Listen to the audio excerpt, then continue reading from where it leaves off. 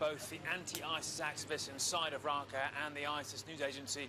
themselves agree on the fact there have been about 20 to 30 strikes in the period of about an hour, hitting what they refer to in terms of the Raqqa anti-ISIS activists as the stadium, the clinics, hospital, the Faresa area and the political building too. Now, those are landmarks by those names that may no longer have those particular jobs. So this is clearly a number of targets. We don't quite know who's behind all of the bombing, despite the French Defence Ministry being clear they are bombing heavily now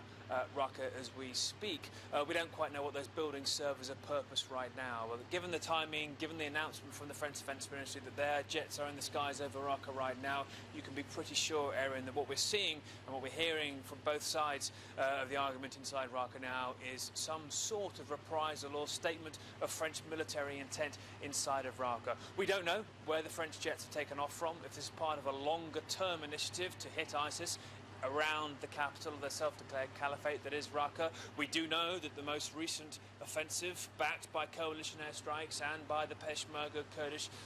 militia force, whose capital I'm standing in right now, in Erbil, against Sinjar, which cleared ISIS out of that very quickly indeed and was designed to cut off one of the key supply routes to Raqqa. If this is all part of a broader strategy, I have to point out too, of course, that on Twitter some people who support ISIS suggesting that, like similarly after the death of a Jordanian pilot, there were heavy airstrikes from Jordan against ISIS too. This could be a knee-jerk reaction from France, and we don't quite know what the impact may be against those inside of Raqqa who are civilians. But still, right now as we speak, the French Air Force in action over Raqqa, a highly symbolic,